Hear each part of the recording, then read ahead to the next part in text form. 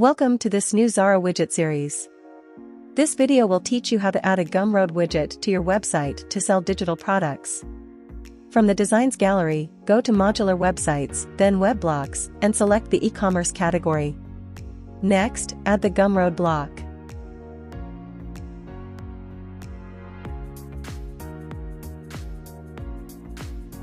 To edit the Gumroad widget block, click on it and select Edit Widget. Then, choose Edit in Browser. Once on the Gumroad website, click on Embed option, select the product you want to add, scroll down and copy the embed code. Finally, paste the embedded HTML code from the Gumroad website into Xara. Click Preview to view the results in your browser. Your Gumroad widget is now fully functional, and you are ready to start selling. Thanks for watching. Don't forget to check out our other videos on adding widgets to your website.